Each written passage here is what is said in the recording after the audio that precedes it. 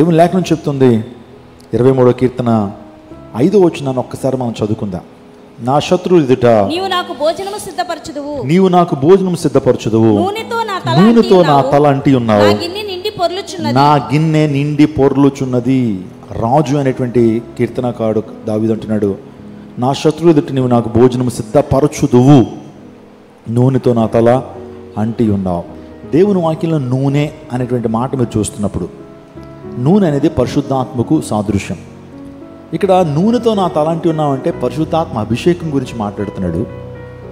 నా గిన్నె నిండి పొర్లుచున్నది.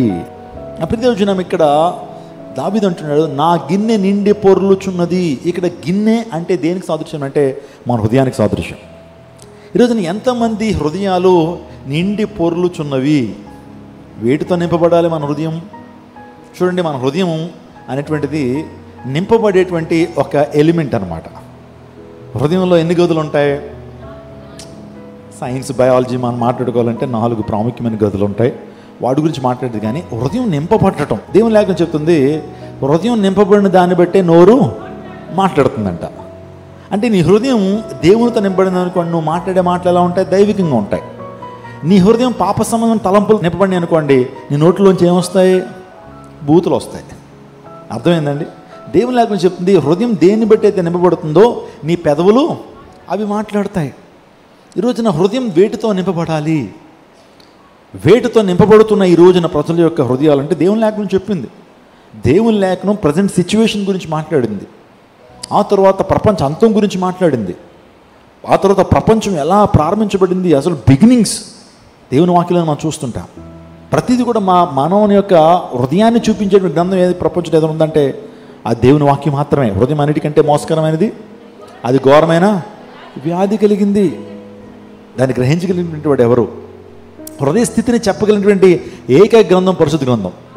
చాలా గ్రంథాల్లో హృదయాన్ని గురించిన విషయాలు చెప్పలా, కానీ దేవుని వాక్యం మాత్రం హృదయంలోంచి ఏమొస్తాయి, హృదయంలో ఏముంటాయి అనే శ్రేష్టమైన విషయాలు దేవుని వాక్యంలో చెప్పబడింది. ఈరోజున నా ప్రియదేవజనాగమ చాలామంది వ్యక్తులు తమ జీవితాల్ని, తమ హృదయాల్ని రకరకాల వాటిలతో నింపుకుంటున్నారని దేవుని లేఖనం సెలవిస్తాం. వేడితో నింపుకుంటున్నారు, ఒకసారి చూద్దాం. రోమాపత్రిక 1వ అధ్యాయం 29వ వచనం.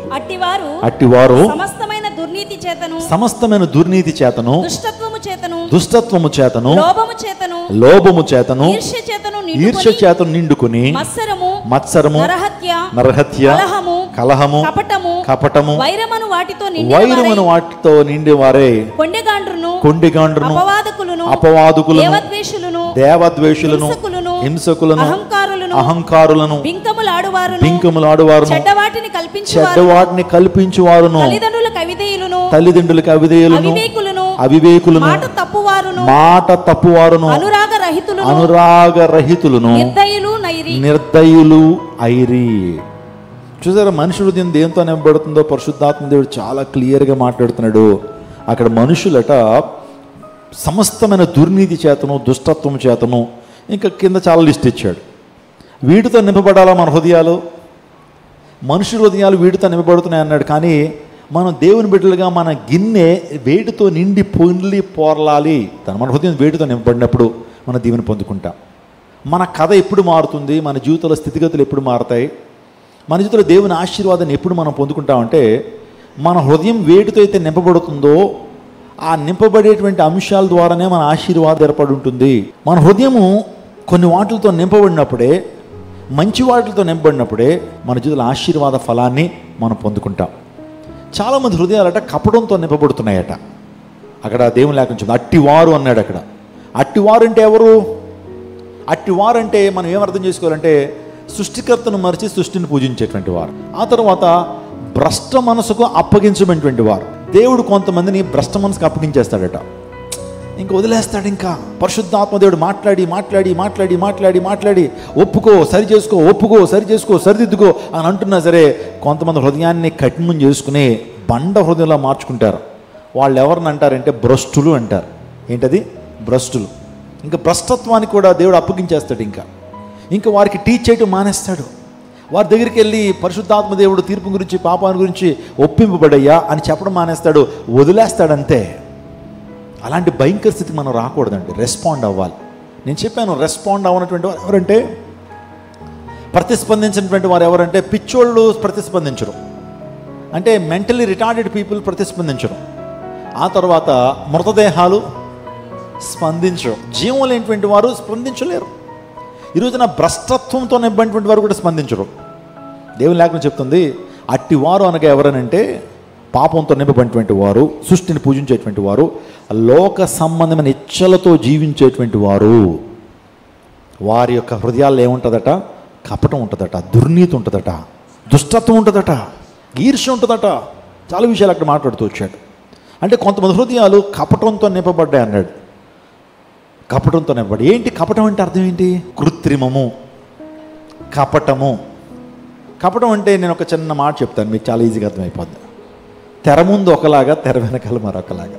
సో సహోదరు కనిపించగానే ప్రైజ్ ది లార్డ్ బ్రదర్ బాగున్నారా, మీకోసం ప్రార్థన చేస్తున్నాం అంటారు, కానీ లోపల వేరే వెర్షన్ వేరే ఉంటుంది. వారి మీద క్రోధాన్ని పెట్టుకుంటారు, వారి మీద అసూయని పెట్టుకుంటారు, పైకి మాత్రం పెదవులతో పప్పులు ఉడికించేస్తారు, కానీ లోపల హృదయం వేరు, లోపల తలంపులు వేరు. దీన్నే కపటము అన్నారు.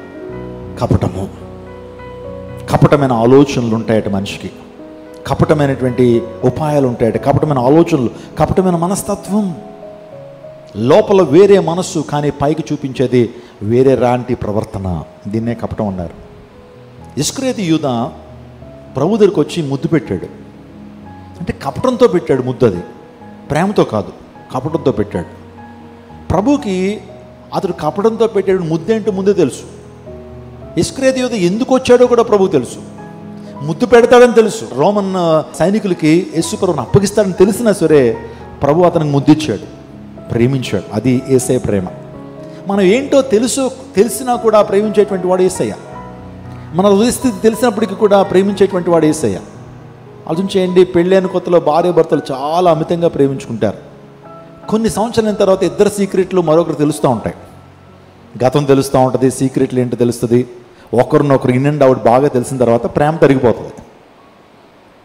మొదట్లో అవి తెలియదు కాబట్టి ప్రేమించుకుంటారు. కానీ ప్రభు ఎలాంటి వాడు అంటే, మన ఇన్ అండ్ అవుట్, మన సమస్తం కూడా ప్రభుకు తెలుసు. మనలో ఎటువంటి మనస్తత్వం ఉందో, మనకు అంతరంగం ఏంటో ప్రభుకు తెలిసినా సరే ప్రేమిస్తాడు ఆయన. ఒక మనిషి యొక్క అంతరంగం తెలిసిపోయిన తర్వాత ప్రేమించలేం మనం. ఇంత దారుణంగా ఆలోచన చేస్తాడా, ఇంత అపవిత్రంగా ఉంటాడా అనేటువంటి ఆ విషయం తెలిసిన తర్వాత మనం వ్యక్తిని ప్రేమించలేం. కానీ ప్రభువుకు ఉన్నటువంటి గొప్పతనం, ఆయన ప్రేమలో ఉన్నటువంటి గొప్పతనం ఏంటంటే, మనము దేవునికి దూరస్తులుగా ఉన్నప్పటికీ, దేవునికి మనం భయంకరమైన వ్యక్తులుగా కనిపిస్తున్నప్పుడు కూడా ఆయన మనల్ని ప్రేమిస్తాడు. అది ఆయన ప్రేమకు గొప్పతనం. కపటంతో నింపబడిందట. దేవుని వాక్యంలో బర్ యేసు అనేటువంటి ఒక వ్యక్తి ఉన్నాడు. బర్ అంటే కుమారుడు. బర్తిమై గురించి మనం ఆలోచన చేస్తున్నాడు. బర్తిమై అంటే ఏం తెలుసుకుంటాం మనం? తీమై అంటే అదృష్టవంతుడు, బర్ అంటే ఏంటి? కుమారుడు, అదృష్టవంతుని కుమారుడు. ఇప్పుడు బర్ యేసు అంటే యేసు కుమారుడు. యేసు అన్న మాటకు రక్షకుడు అని అర్థం. రక్షకుని కుమారుడు అని పేరు పెట్టుకున్నాడు. కానీ ఇలా ఈ వ్యక్తి ఎలాంటి వాడట? అతని గురించి దేవుని లేఖనం చెప్తున్న అపోస్తుల కాలం 13:10 అతని తేరి చూచి సమస్త కపటముతోను, చూడండి, సమస్త కపటముతోను, సమస్త దుర్మార్గముతోను నిండినవాడా, అపవాది కుమారుడా, సమస్త నీతికి విరోధి, నీవు ప్రభు యొక్క తిన్నని మార్గములను. చూడండి, అపోస్తలుడైన పౌలు చెప్తున్నాడు, తేరి చూచి సమస్త కపటంతోనూ సమస్త దుర్మార్గంతోనూ నిండినవాడా, అపవాది కుమారుడా, సమస్త నీతికి విరోధి, దేవుని యొక్క తిన్నని మార్గాన్ని చెడగొట్టేవాడా అని దేవుని సేవకుడు ఎవరిని తిడుతున్నాడు? బర్యేసుని తిడుతున్నాడు. చూడండి, బర్యేసు కపటంతో ఉన్నాడట. బర్యేసుకి ఒక మంచి పేరు ఉంది, ఎలుమా. ఎలుమా అంటే అర్థం ఏంటంటే గారడీవాడు అని అర్థం. సత్యబోధను ఇతను చెడగొడుతున్నాడు. పౌలు గారు చెప్తున్న బోధను చెడగొడుతున్నాడు. ప్రజల దగ్గరికి వెళ్ళి ఏమండి ఎటకారంగా మాట్లాడటం, అనేక మంది సత్యబోధను విశ్వసిస్తున్న వారి దగ్గరికి వెళ్ళి వారికి చెడు మాటలు చెప్పి దేవుని దగ్గర నుంచి వారిని ఎడబాటులోకి నడిపించేటువంటి కార్యక్రమాన్ని శ్రీకారం చుట్టాడు. ఎవరో అంటే కొంతమంది దేవుని సేవ చేయరు, కానీ దేవుని సేవ పాడు చేస్తారు. మనకొక చెప్పండి ఎగ్జాంపుల్గా ఉండాలని బర్యేసుని పెట్టాడు. పౌలు చెప్పిన సత్యబోధన చెడగొడుతున్నాడు. నువ్వు ప్రభు యొక్క తిన్నని మార్గమును చెడగొట్టడం మానవా, సువార్తకు అడ్డంకుగా ఉన్నాడు. దేవుని ఉగ్రత బర్యేసు మీదకి దిగి వచ్చింది. మంచి పేరు పెట్టుకున్నాడు, కానీ పేరుకు తగిన జీవితం లేదు. కపటంతో నింపబడినటువంటి వ్యక్తి. ఇర్మియా గ్రంథంలో ఇర్మియా అంటాడు 5:27లో, పంజరము పిట్టలతో నిండి ఉన్నట్లు వారి ఇండ్లు కపటముతో నిండి ఉన్నవి. పంజరము పిట్టలతో నింపబడినట్లు చాలా మంది హృదయాలట కపటంతో నింపబడ్డాయట. కాబట్టి కపటము మన జీవితాల్లో మనకు ఆశీర్వాదం తీసుకురాదు. ప్లేన్గా ఉందా? దేవుని ఆరాధించి వారు ఆత్మతోనూ సత్యంతో ఏం చేయాలా? ఆరాధించాలి. వారు పెదవులతో స్తుతిస్తున్నారు కానీ వారి హృదయం నాకు దూరంగానే ఉంది. దేవుడైనటువంటి ప్రభు యేసుక్రీస్తు ప్రభు వారి శాస్త్రులు పరిచయలను సద్దేకాలను చూసి వేషధారులారా అని పిలిచాడు. అంటే వేషధారుతనం అంటే కపటం. మీరు సున్నం కొట్టిన సమాధుల్లారా అని పిలిచాడు. సో ఆలోచన చేద్దాం, ఈ రోజున మన జీవితాల్లో కపటం అనే పులిపిండి ఉంటే దాన్ని తీసేద్దాం. ఆ పులిపిండిని ఇంకా మన జీవితాల్లో పెట్టుకుంటే మొత్తం జీవితాన్ని అంతా కపటమే పాడు చేస్తుంది. పులిపిండి చిన్నదే కావచ్చు, కొంచెమే కావచ్చు, కానీ మొత్తం ఏం చేస్తుంది? పాడు చేస్తున్న రీతిలోనే ఆ కపటం అనే పులిపిండి మన యొక్క జీవితాన్ని పాడు చేస్తుంది, మన కుటుంబాన్ని పాడు చేస్తుంది, ఆధ్యాత్మిక జీవితాన్ని పాడు చేస్తే ఒకటి సరి చేసుకుందాం.